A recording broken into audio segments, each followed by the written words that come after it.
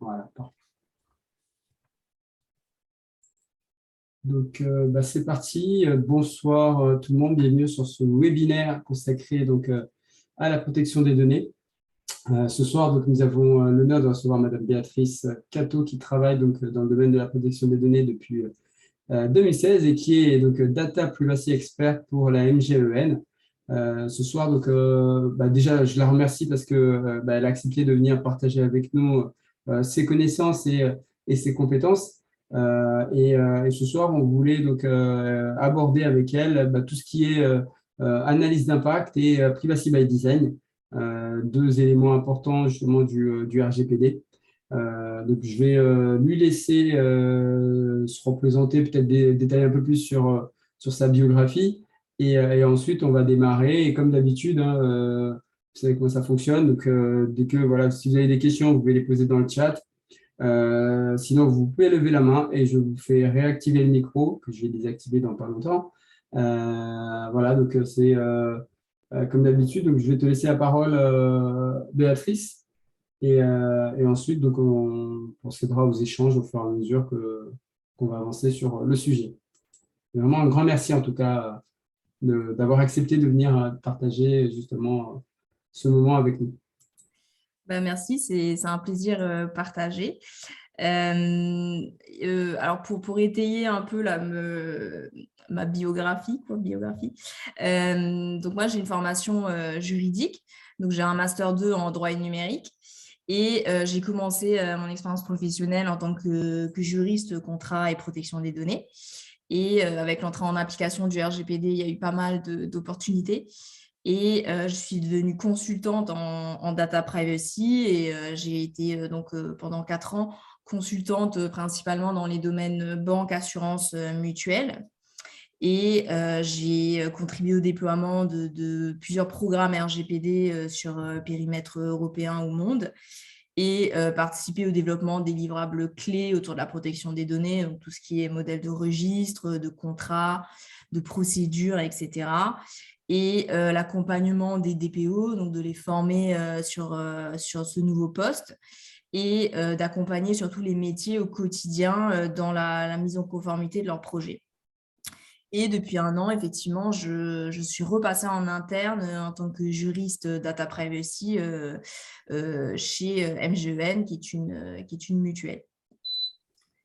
Donc aujourd'hui, je voulais échanger avec vous sur le principe du privacy by design et des analyses d'impact, donc qui sont effectivement 2 notions clés du RGPD. Et vous partager un peu mes pratiques et comment est-ce que j'envisage leur mise en œuvre dans le quotidien. Donc avant la pratique, petit rappel théorique sur le privacy by design peut-être, qui est prévu à l'article 25 du RGPD et qui est un concept qui date des années 90 déjà et qui vient du Canada et qui s'articule autour de 7 principes fondamentaux. Bon, je ne vais pas rentrer dans le détail parce que je suppose que vous l'avez déjà vu. Mais pour moi, ça se résume dans la mise en place de mesures proactives et préventives qui permettent le respect de la vie privée des personnes. Donc, c'est un concept qui peut paraître très théorique et qui interroge au moment où on doit le mettre en place. Mais en fait, ça implique tout simplement d'analyser les risques qui sont présentés pour chaque traitement de données personnelles et face à ces risques, de mettre en place des mesures qui permettent de garantir la protection de la vie privée. Donc, en fait, on protège de manière proactive, on met des mesures préventives qui sont définies lors de la conception du traitement et qui permet de minimiser les risques. Et c'est vraiment important lors de la conception du traitement, sinon ça perd tout son sens du privacy by design. Et concrètement, ce concept, il repose sur 4 piliers. Le premier, c'est la documentation et la formation. Ensuite, l'adoption de processus internes. La prise en compte de ces principes dans la sélection des sous-traitants et enfin l'analyse d'impact sur la vie privée. Donc le premier pilier, donc la documentation et la formation. La documentation, ça va être de créer par exemple des modèles des livrables clés. Donc les livrables clés, moi je pense au registre des traitements évidemment, à tout ce qui va être analyse d'impact ou ce qu'on peut appeler une pré-analyse d'impact.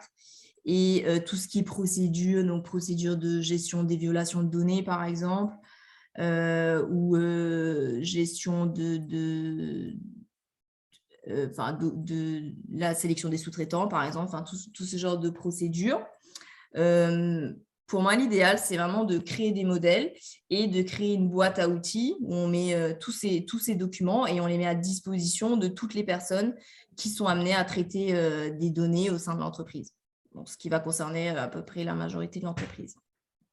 Donc, vous avez effectivement la possibilité soit de l'écrire en interne avec des outils très simples, type Word, Excel, etc., ou de vous doter d'outils externes comme ce que vous allez voir demain, a priori. Donc, ça peut être un avantage d'avoir des outils du marché parce que c'est clé en main. Mais le désavantage, c'est que c'est pas forcément, ça peut ne pas être adapté à votre entreprise, à votre activité, à votre organisation. Et ça peut nécessiter des développements spécifiques qui entraînent du temps et des coûts. Donc ça, c'est un arbitrage à voir en interne, effectivement. Le deuxième point, c'est la formation. Donc la formation de tous les collaborateurs. Et pour moi, elle va au-delà de webinaires qu'on peut faire ou de e-learning qu'on peut faire à son entrée dans une entreprise. Il faut vraiment qu'il y ait des formations qui soient adaptées au métier de chaque personne. Ce n'est pas intéressant d'avoir une formation qui est déployée dans l'ensemble de l'entreprise, mais vraiment faire des formations qui sont adaptées au métier parce que, par exemple, un commercial, il ne va pas avoir les mêmes centres d'intérêt, de préoccupation qu'un directeur, qu'un téléconseiller ou qu'un chef de projet. Donc, pour intéresser les personnes et pour vraiment s'adapter à leur quotidien, il faut vraiment modifier et spécifier les formations et les supports. Ensuite, le deuxième pilier, donc, comme je le disais, c'est l'adoption de processus internes. Donc, c'est mettre en place un processus, mais surtout de le faire connaître. Le faire connaître de toutes les personnes qui traitent les données personnelles. Et pour le faire connaître, je pense que ce qui est important, c'est d'avoir des relais dans les directions. Donc, que ce soit des relais ou des référents, peu importe le nom, mais c'est de vous appuyer sur des personnes de chaque direction qui vont vous remonter les problèmes de la direction, qui vont vous aider à peut-être traiter des questions de premier niveau et à diffuser la culture de la protection des données personnelles, justement. Donc, si vous leur mettez à disposition une boîte à outils, comme je disais, avec de la documentation, si vous animez le réseau et que vous les intéressez en relayant, par exemple, de l'actualité protection des données, qui est quand même assez riche, ils peuvent vraiment être un atout pour vous et vous assurer que tous les sujets protection des données vous soient remontés. Parce que la protection des données, ce n'est pas juste la question du DPO et vous ne pourrez pas le faire seul. Il faut vraiment vous appuyer sur des relais. Et autre point, c'est aussi intégrer la protection des données dans les processus existants. Je pense que ce n'est pas pertinent de créer un processus parallèle, mais vraiment de s'intégrer dans ce qui existe déjà. Donc, par exemple, des comités data, des comités d'architecture, des comités où sont tranchés les projets et d'ajouter un step protection des données, en fait. Une simple question, vous avez un projet, est-ce que vous avez consulté le DPO? Est-ce que vous avez complété les livrables associés à ce domaine? Et donc, c'est vraiment s'intégrer dans les instances, dans les comités, dans les processus. Donc, voilà, donc l'adoption de processus internes, je résumerai sur des référents et s'intégrer dans ce qui existe déjà. Et d'ailleurs, pour les référents, moi, je vois vraiment au quotidien la différence entre un référent qui est impliqué, qui relaie les questions et qui demande de la formation, etc. Moi, je vois que les sujets, ils avancent dans sa direction, tandis qu'un référent qui a été nommé sans vraiment avoir envie, on voit que ces sujets n'avancent pas et qu'il n'y a pas de contact, malheureusement. Donc, il faut vraiment bien choisir ces référents et bien les impliquer.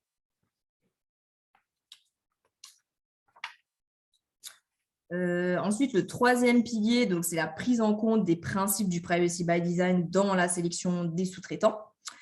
Donc, le respect de ces principes permet de respecter tout d'abord l'article 28 du RGPD qui demande qu'un responsable de traitement, lorsqu'il fait appel à un sous-traitant, s'assure que ce dernier présente des garanties suffisantes quant à la mise en œuvre de mesures techniques et organisationnelles au regard de la sensibilité des données. Donc, en pratique, pour moi, je distingue plusieurs étapes. La première, elle est interne, c'est-à-dire définir les exigences que vous allez avoir par rapport au fournisseur finalement. Et ça se fait par rapport à votre activité, par rapport aux données que vous allez traiter et que vous allez confier aux fournisseurs et aux personnes concernées. Vous n'aurez pas les mêmes exigences pour, par exemple, un simple client lambda ou si vous êtes dans un établissement de santé et que vous avez des patients, par exemple. Les exigences ne vont pas du tout être les mêmes. Ensuite, vous avez aussi des exigences réglementaires, pas forcément autour de la protection des données. Donc, si par exemple, vous êtes dans le secteur bancaire, vous allez avoir de la réglementation bancaire. Dans la santé, vous allez avoir le code de la santé publique qui va se rajouter d'autres obligations. Donc, ça, c'est vraiment penser à l'intégrer aussi dans vos exigences. Et une fois que vous avez défini en interne tant les exigences spécifiques que les générales, et les générales, ça peut être par exemple tout simplement signer un contrat. Ça peut paraître simple, mais ce n'est pas toujours le cas en pratique. Une fois que vous les avez listés, il faut les formaliser tout simplement dans un document. Donc, soit une grille toute simple, un tableau Excel, une grille d'évaluation où vous avez l'exigence, oui, non, la justification, donc transmettre le document qui justifie la réponse du fournisseur, que vous lui transmettez avant toute négociation contractuelle, ou encore une fois, vous faites appel à un outil du marché qui sont aussi très bien et qui vous permettent de centraliser l'évaluation et la sélection de vos sous-traitants. Et je parlais de justificatif. C'est très important de demander au fournisseur de justifier sa réponse, même s'il faut garder en tête que ça reste du déclaratif.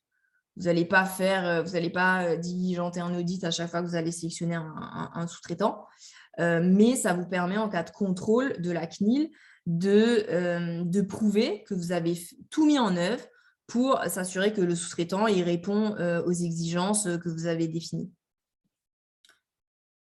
Et autre point, c'est, comme je disais, avoir un contrat. Donc, ça répond aussi à l'obligation de l'article 28, donc d'avoir des instructions écrites qui sont dans un contrat. Donc, si vous avez des modèles, ça va forcément beaucoup plus vite. Vous en avez sur le site de la CNIL et aussi les clauses contractuelles type en cas de transfert de données. Donc, pour débuter, je pense que ce sont des bons modèles après à adapter à votre organisation et votre activité. Et garder en tête effectivement que ce sont des modèles. Donc, c'est important de les modifier et de les adapter à votre prestation, à votre fournisseur et à votre activité. Parce que sinon, on pourra considérer que les instructions ne sont pas suffisamment précises. Un autre point important dans la section des sous-traitants et qui peut être un peu plus technique, c'est la définition du schéma de responsabilité. Donc, le RGPD prévoit plusieurs responsabilités, donc le responsable de traitement, le sous-traitant, on peut être aussi responsable de traitement autonome ou responsable de traitement conjoint. Et là, la qualification peut être un peu compliquée puisqu'elle peut être subjective. Elle peut dépendre aussi de votre capacité de négociation avec votre fournisseur parce que parfois, quand vous avez des gros fournisseurs, ils se positionnent et vous disent qu'eux, ils traitent comme ça avec tous leurs clients. Donc, ça peut être compliqué. Mais moi, je vous recommande de vous appuyer sur les indices qui sont donnés dans les guidelines du G29 sur ce sujet. Et les indices, le premier, c'est le niveau d'instruction qui est fourni par le client. Donc, de savoir est-ce que le fournisseur, il a une marge de manœuvre sur, par exemple, est-ce qu'il peut paramétrer son outil, est-ce qu'il peut choisir son outil, de sa valeur ajoutée. Est-ce que vous avez sélectionné ce sous-traitant spécifiquement pour son expertise, donc une expertise que vous n'avez pas? Quel est le degré de transparence que vous avez vis-à-vis des personnes concernées? Est-ce que, par exemple, si vous faites appel à un fournisseur pour gérer vos réclamations, par exemple, est-ce qu'il s'annonce en son nom propre ou est-ce qu'il s'annonce pour votre compte? Est-ce que les personnes savent que vous sous-traitez? Donc ça, c'est un élément important aussi. Et enfin, le dernier élément, c'est le degré de contrôle. Donc, quel est le degré de surveillance que vous avez sur votre fournisseur? Est-ce que ce sont des reportings hebdomadaires, mensuels, ou est-ce que vous avez seulement un droit d'audit annuel, par exemple? Donc ça, ce sont vraiment des indices qui vont vous aider à qualifier. Et la qualification, même si elle vous semble un peu théorique, en fait, elle est très importante et doit vraiment refléter la réalité de votre prestation. Parce que la CNIL, elle ne va pas hésiter à requalifier si ça ne correspond pas à la réalité. Et là, du coup, ce n'est pas les mêmes obligations. Dernier point sur ce pilier, c'est anticiper les points de négociation récurrents sur un contrat avec un fournisseur et de se positionner en interne, par exemple, sur un point qui revient souvent, c'est les transferts hors UE. Est-ce que déjà votre organisation a envie de faire des transferts hors UE? Quelles exigences vous allez demander? Est-ce que vous allez vous contenter des clauses contractuelles type? Est-ce que vous allez demander des exigences de chiffrement, par exemple? Donc ça, c'est important de voir en amont. De voir aussi, par exemple, un point qui revient souvent, c'est le délai pour la notification en cas de violation de données personnelles. Le texte demande 72 heures après en avoir pris connaissance. Et souvent, le fournisseur, il va rester sur 72 heures, mais en tant que responsable de traitement, c'est bien de se donner un délai supplémentaire et de demander 24 heures, par exemple.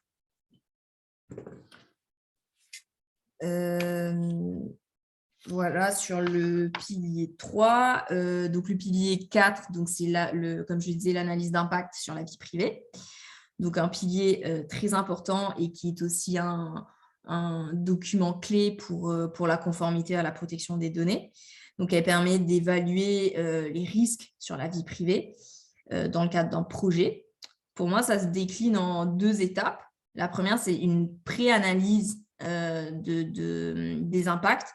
Donc, une première analyse qu'on peut formaliser dans un document qui peut s'appeler, que j'ai retrouvé des noms très différents, un document qui s'appelle le Privacy Screening ou un pré-PIA, un questionnaire de cadrage, vraiment le premier document dans lequel vous allez décrire votre traitement.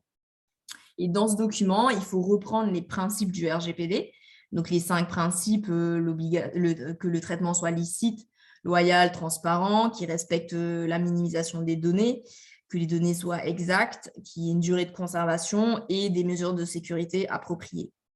Ensuite, il faut qu'en lisant ce document, vous compreniez les finalités du traitement, les caractéristiques, donc quelles sont les données concernées, les personnes concernées, les modalités, donc est-ce qu'il y a un transfert de données, est-ce qu'il y a un sous-traitant, quelles mesures de sécurité sont prévues, et enfin, les critères pour l'analyse d'impact, donc le PIA. Et là, pour les critères, on va prendre les critères de la CNIL, tout simplement. Et un point important sur les critères de la CNIL, qui sont très bien, en revanche, ils ne sont pas très détaillés. Donc, je pense que c'est intéressant aussi d'avoir une analyse interne et de se demander ce critère, pour vous, vous l'interprétez comment? Par exemple, un des critères, c'est un traitement à large échelle. Qu'est-ce qu'on appelle large échelle? La CNIL n'a pas vraiment défini ce qu'elle entendait par large échelle. Donc, est-ce que c'est un volume? Est-ce que c'est un pourcentage? Parfois, on peut retrouver, par exemple, 40% de la totalité de votre clientèle. On va considérer que c'est du large échelle. Ou parfois, beaucoup moins. Ça dépend de votre activité, de comment vous vous positionnez par rapport à ça. Donc, c'est intéressant d'avoir cette réflexion en amont et de s'assurer que tous vos traitements sont traités de la même façon, que vous évaluez le risque de la même façon, en fait. Ensuite, pour ce document, une question qui revient souvent, c'est qui complète le document? Il y a souvent des débats, mais à mon sens, c'est le responsable de traitement opérationnel, donc c'est celui qui va mettre en place le traitement finalement, puisque c'est lui qui a la meilleure connaissance des caractéristiques de son traitement. Donc, c'est important, je reviens à ma boîte à outils, c'est important de rendre les personnes autonomes pour qu'elles puissent compléter ce document. Et pour vous, du coup, vous n'avez plus qu'à analyser le document et pas toujours compléter le document pour les personnes parce que déjà, ça prend énormément de temps. Et en plus, ce n'est pas forcément pertinent parce que vous n'aurez pas la connaissance du traitement. Donc, dans un premier temps, moi, j'ai fait beaucoup d'accompagnement pour les métiers, donc faire des réunions pour expliquer ce qu'est le document, comment le compléter, ce qu'on attend, et le compléter avec les personnes. Et une fois que c'est fait, vraiment les pousser à être autonomes et les alerter aussi sur le délai, c'est-à-dire le document, ce n'est pas juste le compléter et c'est un formulaire qu'on renvoie, c'est une analyse. Donc, il faut du temps et il faut que ce soit fait avant le projet, avant le lancement du projet. Donc ça, ce n'est pas toujours respecté, mais c'est vraiment important pour garder finalement l'esprit du Privacy by Design et de la réglementation. C'est une évaluation en amont.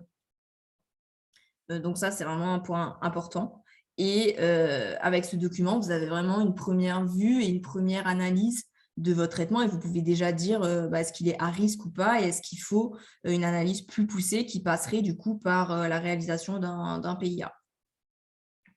Donc, la deuxième étape, s'il y a des risques importants, donc c'est de réaliser ce PIA, donc qui est un document qui permet une analyse à la fois juridique mais aussi technique, qui est beaucoup plus détaillée.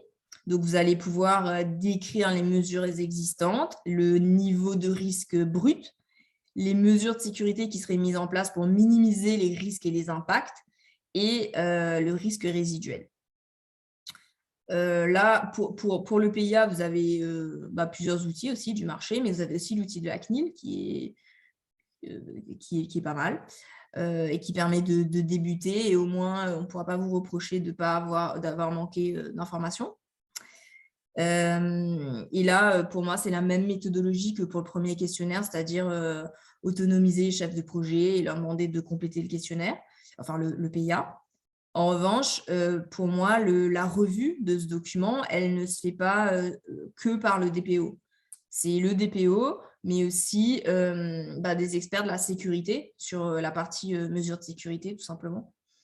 Donc, vraiment, ne pas hésiter à demander à d'autres métiers de contribuer.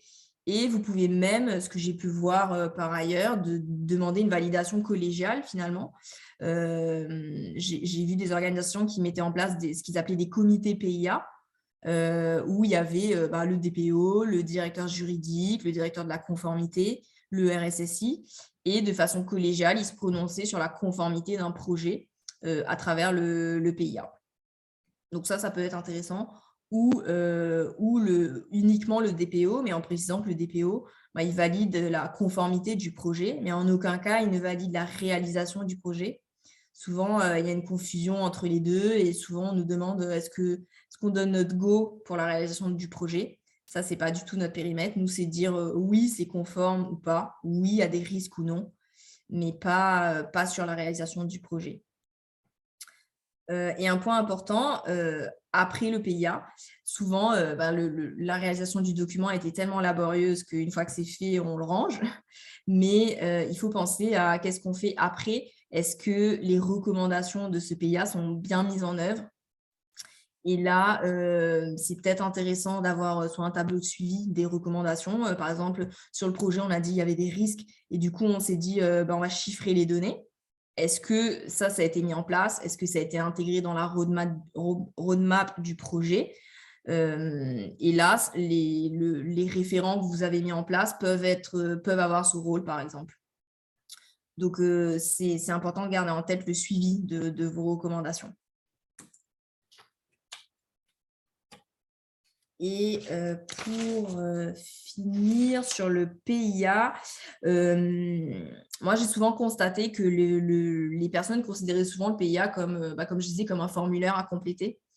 Et je pense, et pour obtenir le tampon du DPO finalement. Et moi, je pense qu'il faut vraiment passer le message de le PIA et le questionnaire de premier niveau, ça récapitule votre analyse de la conformité. Donc, c'est un document qui résume les actions qui ont été faites pour votre conformité, mais il peut y avoir d'autres documents en parallèle, comme par exemple rédiger une mention d'information pour assurer l'information des personnes, mettre en place un contrat pour sécuriser votre relation avec votre fournisseur. Il peut y avoir une analyse sécu. Donc, finalement, le PIA, c'est le document où on dit oui, il y a une analyse de sécurité, oui, il y a une mention d'information. Donc, ça veut dire ce document et d'autres documents parallèles. Et aussi, ça veut dire que vous respectez le principe d'accountability. Donc, c'est très important de le documenter de façon réaliste et de se dire, en cas de contrôle, c'est un document que je vais devoir fournir et qui va me permettre de justifier la conformité de mon traitement. Et pour finir, quelques idées en vrac sur le PIA. de ce que moi j'ai pu constater, je vous conseille de beaucoup vous appuyer sur la CNIL, tout simplement, sur sa documentation qui est riche sur le PIA. Elle a fait plusieurs études de cas, il y a eu des guidelines. Donc, c'est vraiment intéressant. Elle donne des idées sur les impacts, sur les risques. Et au-delà de la CNIL, c'est aussi faire preuve d'imagination pour les impacts et envisager le pire, je dirais. Donc, au début, c'est un peu compliqué, mais avec l'habitude, on a pas mal d'idées sur les impacts. Et aussi, comme je disais, vous appuyez sur les experts de la sécurité. Si, surtout comme moi, vous n'avez pas un profil technique, ne pas hésiter à s'appuyer sur d'autres équipes pour l'analyse de ce document. Et j'insiste aussi sur l'autonomie de vos équipes. Essayez vraiment de rendre autonomes vos équipes parce que sinon, vous allez passer votre temps à compléter des documents, alors que créer les modèles et analyser les documents prend déjà énormément de temps. Voilà, je pense avoir fait le tour et je ne sais pas si vous avez des questions. Merci beaucoup, Béatrice. Vraiment très, très intéressant comme sujet, ce que tu nous as présenté. Donc, effectivement, si vous avez des questions, vous pouvez lever la main et je fais activer le micro. Ou vous écrivez dans le chat et je transcris. Alors, qui se lance? Alors, en général, je dois bouger un peu au début. Allez, je vais demander à celui qui parle tout le temps, Frédéric Ours.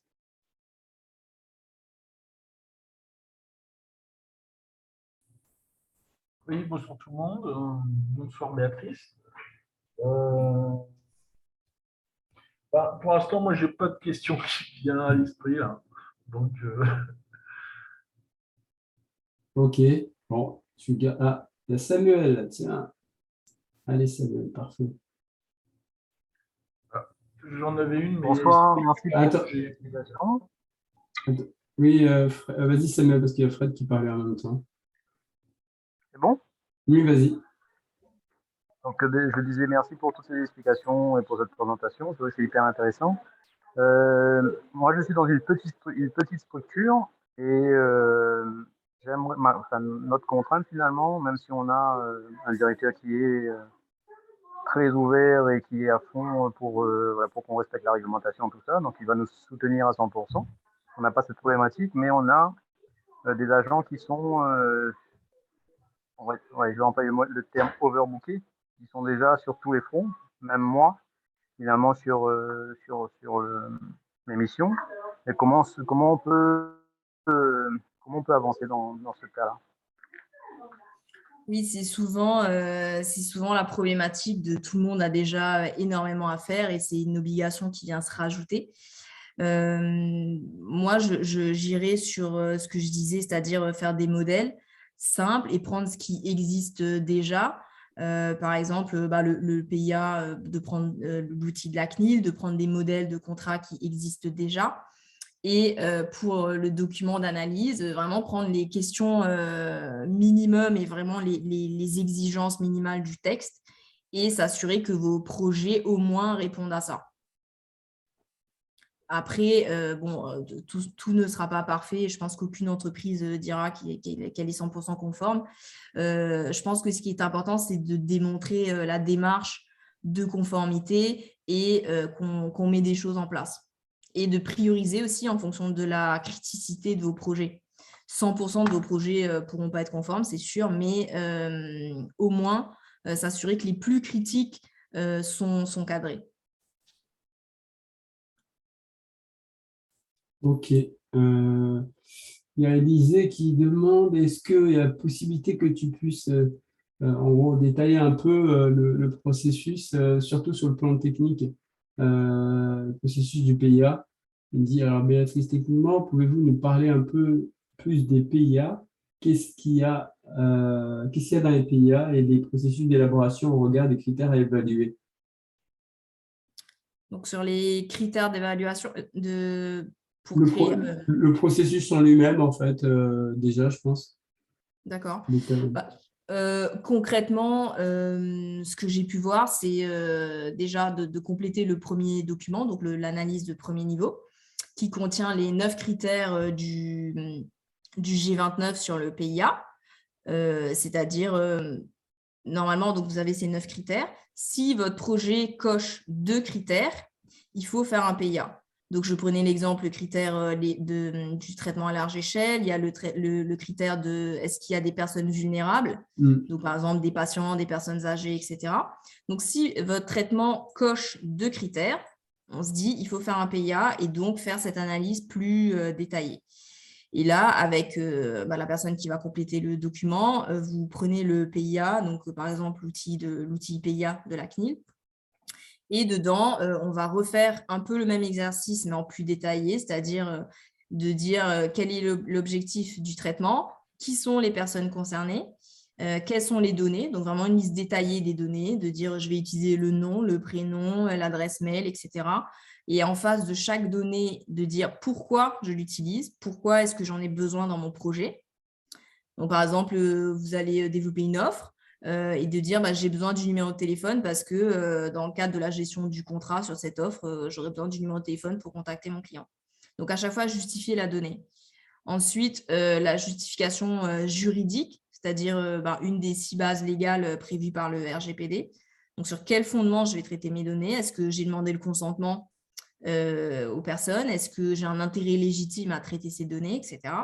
Donc, ça, c'est le fondement juridique. Ensuite, l'information aux personnes. Donc, est-ce que les personnes sont informées de ce traitement et comment? Donc là, vous pouvez détailler, vous avez prévu une mention d'information dans le contrat, vous avez mis une mention sur site internet, par exemple, ou quand vous appelez, vous lisez une mention, ce genre de choses. C'est très détaillé, mais finalement, c'est très pratique. C'est qu'est-ce que vous faites dans le cadre de votre projet.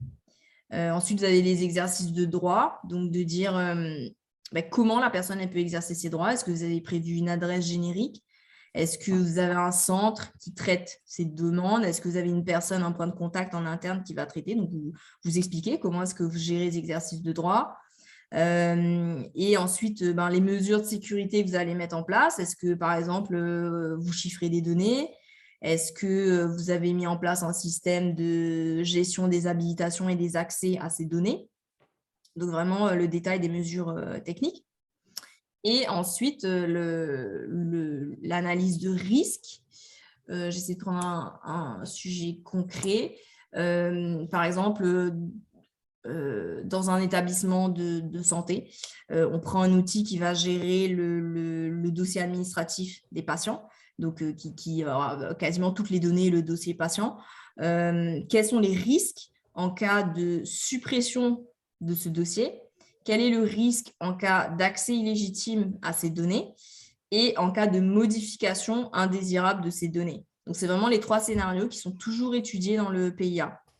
Et là, on peut se dire, en cas de suppression de ce dossier, il y a un risque sur la vie du patient si on ne peut pas le prendre en charge, tout simplement. Donc, quelles mesures on peut mettre en place pour minimiser ce risque? C'est de dupliquer le dossier ailleurs, tout simplement, et de s'assurer qu'on peut le récupérer. Donc, ce sont des choses comme ça, des impacts très concrets avec des mesures pour diminuer l'impact, tout simplement. Je ne sais pas si c'était clair. Moi, en tout cas, j'ai trouvé ça très, très clair. Je vais juste vous partager pour que vous puissiez voir ce que vient de dire Béatrice. Vous partagez une petite fenêtre sur le process de la CNIL, les 4 étapes en fait que Béatrice vient de dire. Donc, la méthodologie CNIL sur le PIA sont un peu sur 4 parties. Et donc, Béatrice vient de vous les détailler derrière. Donc, vous pouvez, pareil, le retrouver sur le site de la CNIL si vous voulez des détails supplémentaires. Non, moi, j'ai trouvé ça très, très clair. Merci beaucoup. Moi, j'ai des questions. J'ai une ou deux questions quand même. La question, je connais un peu la réponse, mais j'ai envie de savoir un peu dans ce que tu as vu en pratique, concrètement, qui fait le PIA. Parce qu'à la base, dans les textes, c'est le responsable de traitement. Ouais. mais de façon concrète, qu'est-ce que tu as vu et, est-ce que voilà, est-ce que ça c'est voilà, qu'est-ce que tu as vu déjà et après est-ce que le fait que ce soit pas entre guillemets le RT qui fasse le PIA, est-ce que ça pourrait être condamné ou sanctionné par l'autorité de contrôle? Alors honnêtement, dans la pratique, j'ai vu de tout. C'est-à-dire, effectivement, c'est le responsable de traitement qui doit faire cette analyse. En pratique, par exemple, si vous avez un fournisseur qui est un très gros fournisseur du marché, il peut avoir anticipé cette obligation et avoir fait son propre PIA sur son outil. Par exemple, un outil de paye, souvent, ce sont des gros outils du marché. Ça nous est arrivé de récupérer le PIA qui est fait par ce sous-traitant sur son outil, parce que c'est lui qui maîtrise cet outil et les risques. On le reprend en tant que client et en tant que responsable du traitement et on l'adapte à notre organisation. Mais c'est effectivement, ça arrive souvent que le sous-traitant ait déjà un PIA fait. D'accord. Donc, ce qui est très avantageux. Et après, au sein de l'entreprise, ça dépend aussi. J'ai été dans des organisations où je me suis retrouvée à faire les PIA. Donc, ça peut être compliqué parce que, comme je le disais, on n'a pas la connaissance du traitement. Et dans l'idéal, c'est aussi au responsable de traitement, cette fois-ci opérationnel, donc en interne, de rédiger ce PIA. Ok. Il ne peut pas, sous-traitant, donc je comprends, responsable de traitement. Si c'est le DPO qui le fait, il ne peut pas y avoir de sanction. Est-ce que ça ne montre pas, si c'est le DPO, est-ce que ça ne montre pas, entre guillemets, un désengagement de la direction? Si, complètement, ça montre un désengagement. Après, je ne pense pas que ça puisse aller jusqu'à la sanction. Ce qui est important, ça peut être initié par le DPO, mais toujours demander une validation du métier sur le contenu. Parce qu'on ne peut pas porter la responsabilité des caractéristiques du traitement puisqu'on ne les maîtrise pas en tant que DPO. Ok, merci beaucoup. Je ne sais pas s'il y a d'autres questions sur le PIA. Aurore, tu es avec nous?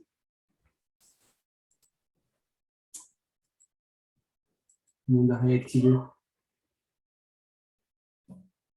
Aurore, est-ce que tu aurais une question à poser à Béatrice?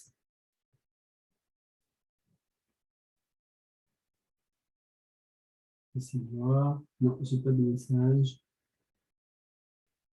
Est-ce qu'il y en a d'autres qui ont des questions à poser sur le PIA à Béatrice? Ou c'était très, très clair? Ça signifie que c'est très clair. Merci. Ok, moi j'ai une question. Alors je reviens sur ce que tu disais au début sur le référent RGPD. Je disais, ouais, alors je ne sais pas si tu as eu entre guillemets, à choisir ou à trouver des référents dans le cadre des différentes missions, mais concrètement, comment choisir justement, comment choisir ce référent RGPD sur lequel effectivement on va pouvoir compter pour avancer sur le projet de conformité? Quelle qualité doit avoir ce référent? Alors j'ai une autre question sur ce référent encore. Parce que moi c'était un des éléments aussi de motivation, est-ce que on peut demander est-ce que ce référent soit revalorisé sur le plan salarial aussi? Cette question aussi. Oui, effectivement. Je pense que c'est un poste déjà a priori pas à temps plein, hein, c'est un truc qui s'ajoute. Et le choix peut être délicat parce qu'il faut des qualités pour moi très spécifiques. La première, c'est déjà une connaissance de son propre métier et de sa direction. Donc déjà de maîtriser ce qu'il fait et les personnes qui l'entourent, donc avoir un bon relationnel parce que ça va être aussi important pour diffuser la culture protection des données et une appétence pour la protection des données, évidemment, parce que souvent, il n'y aura pas les connaissances, mais au moins une appétence pour être capable de monter en compétence sur le sujet. Et ensuite, une revalorisation salariale, je sais que c'est souvent demandé et c'est normal, je pense. Après, ça dépend de la direction, de la valeur qui est donnée à cette tâche et à la protection des données, je pense. et aussi le temps que la personne va consacrer sur une journée à cette activité. D'accord. En tout cas, c'est des personnes, donc, en gros, donc, tu disais qu'effectivement, il faut qu'ils aient bien sûr des connaissances approfondies par rapport à leur activité. En matière de justement comment ça s'organise concrètement, est-ce que donc, tu organises des points quotidiens? Est-ce que c'est des points hebdomadaires ou mensuels par rapport Euh, à… alors, au début, c'était hebdomadaire. Pour D'accord. la prise de poste, ça peut être hebdomadaire. Et après, ce qui est fait, c'est effectivement mensuel. On peut faire un comité des référents où Ah, là, ok. il y a de l'info qui redescend sur l'actualité protection des données, sur les travaux qui sont faits, etc. Et ensuite, eux remontent des sujets de leur direction. Ok, c'est une bonne idée là. Je la note, je la pique. Le comité des référents. Ok, Michel. Merci pour l'astuce. Ok, merci beaucoup. Il y a Frédéric qui avait une question. Oui, alors c'est un Oui, peu hors oui. sujet, hors PIA. C'est par rapport, là on est plus au niveau du domaine de l'entreprise, mais je me posais la question par rapport aux utilisateurs, aux clients dont on utilise les données personnelles. Est-ce qu'il y a beaucoup de gens qui exercent leur droit d'opposition, leur droit à l'oubli et qui le demandent, par exemple aux banques, aux assurances, etc. Alors, je pense que ça dépend de l'activité de l'entreprise, mais ce que je peux dire de ce que j'ai vu, oui, il y en a pas mal. Il y a un certain volume, par exemple chez MGN, on a pas mal de demandes et on a eu une augmentation très significative entre avant le RGPD et après. Donc oui, il y a quand même des personnes qui exercent leurs droits. Et le fait qu'il y ait eu beaucoup de communication quand même sur le RGPD, sur les scandales autour de Facebook, autour de la santé, etc., les personnes sont de plus en plus sensibilisées. Et le contact pour exercer ces droits étant obligatoire, même s'il n'est pas toujours fourni, c'est très simple en fait d'exercer ces droits et les personnes le font de plus en plus. Et aussi, ils le font auprès du responsable de traitement, mais ils le font aussi très facilement auprès de la CNIL. On a souvent des réclamations qui viennent directement de la CNIL en nous disant la personne nous a saisi directement. Parce que maintenant, sur la CNIL, on complète un formulaire, ça prend 5 minutes. Mm. Et là, c'est un risque, on s'expose. Et par le biais d'une plainte, on peut s'exposer à une sanction de la CNIL. Donc, c'est quand Un même très… contrôle, c'est ça déjà, Ouais, un un contrôle contrôle. Ouais.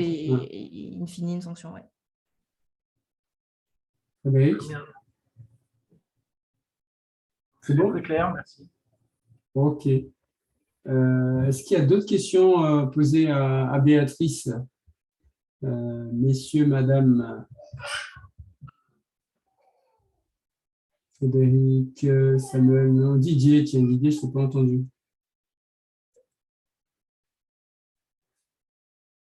Oh, elle ne veut toujours pas parler. Pourtant, alors, non, pas pour moi. OK. Alors, moi, j'ai une question. Alors, je vais parler au nom d'Aurore. Peut-être qu'elle peut pas parler. Euh, sur, sur le temps, en fait, parce que donc, Aurore, en fait, elle est DPO pour une structure de santé ici à La Réunion. Et, euh, et en fait, elle a concrètement 2 jours par mois consacrés au DPO, sachant que c'est quand même une structure avec 11 agences. Euh, concrètement, comment avancer sur un projet de conformité? Est-ce que vraiment on va pouvoir avancer? Si oui, sur quoi elle devrait insister, elle devrait essayer d'avancer, sachant que il y a forcément des données sensibles dans les établissements, mais parce qu'effectivement, 2 jours par mois, c'est pas grand-chose. Donc, je voulais savoir un peu ton retour, toi, par rapport aux différentes expériences que tu as eues. Comment elle peut, voilà, ce cas-là, elle pourrait avancer de façon, voilà, pour que quand même il y ait quelque chose qui se mette en place au sein de l'organisation? C'est vrai que 2 jours par mois, c'est très peu. Surtout sur ce type d'activité qui est sensible et qui a beaucoup de données sensibles. Moi, je dirais, encore une fois, c'est diffuser la culture protection des données pour que chacun finalement prenne ses responsabilités et limiter le traitement des données quand c'est pas nécessaire. Et transmettre des kits de conformité. Nous, c'est ce qu'on fait sur nos établissements de santé. On prépare des kits de conformité sur plusieurs traitements et on les diffuse aux établissements pour qu'ils les mettent en place. Ok. Ouais, et ça, non, ça, c'est des outils internes, c'est ça que vous avez mis en place. Oui, c'est ça, mais ça peut être très simple, hein, ça peut être juste une procédure, ça peut être par exemple des mentions d'informations dans des établissements, on fait un texte et puis on le diffuse et on leur demande de compléter le nom de l'établissement, l'adresse, etc. Des choses qui peuvent être très simples. D'accord. Ok, merci beaucoup. Tu as dû voir la question d'Élisée là, qui indique voilà, il voudrait savoir un peu les aptitudes d'un DPO. En t'écoutant, il comprend que par votre maîtrise du sujet, il faut être juriste de base avec un vernis technique et ceci, ou le contraire. Je pense que ma réponse ne va pas être très objective. Moi, je répondrai que pour moi, le socle principal, c'est des compétences juridiques pour maîtriser le texte. Et ensuite, une mise en œuvre technique qui nécessite des connaissances techniques. Après, je sais qu'il y a beaucoup de RSSI qui sont DPO également. Et je pense que ça peut très bien marcher aussi. En fait, je pense qu'il faut s'appuyer sur d'autres métiers pour compenser ces lacunes, entre guillemets. Si on a un socle juridique, il faut vraiment se reposer sur son RSSI et vice-versa, si on est un socle technique, s'appuyer sur des compétences juridiques. Je suis tout à fait d'accord. Je pense qu'Élisée aussi est content. Ok, s'il n'y a pas d'autres questions, on va clôturer cette session. Pas d'autres questions, je demande à ceux qui sont présents là. Donc, un grand merci vraiment, Béatrice. Moi, j'ai vraiment adoré. Merci, effectivement, c'est très, très clair, en tout cas, tes explications. Et donc, merci d'avoir pris le temps de venir partager tout cela avec nous.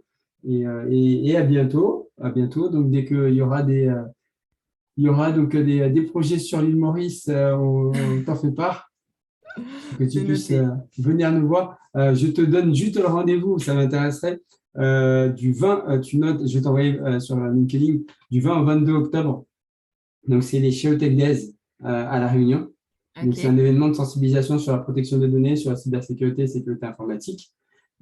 Et clairement, j'aimerais bien que effectivement, tu puisses nous parler d'un sujet. Il faudra voir sur le thème, autour de la protection des données, d'un sujet, si tu peux le faire en présentiel, parce qu'on va le faire en mode hybride. On va faire en présentiel et à la fois en distanciel. Donc, ça serait super si tu peux réfléchir sur un sujet. Je viens de lancer la semaine dernière les demandes justement de talk pour les gens qui sont un peu dans le réseau.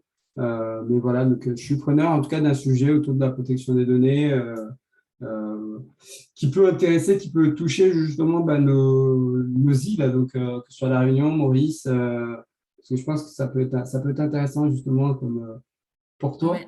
Je note parce qu'effectivement, j'ai prévu d'être à Maurice courant octobre. Donc ça pourrait marcher. Ça tombe bien. Ok, ça sera avec merci plaisir. beaucoup. Merci à toi. C'était un plaisir aussi.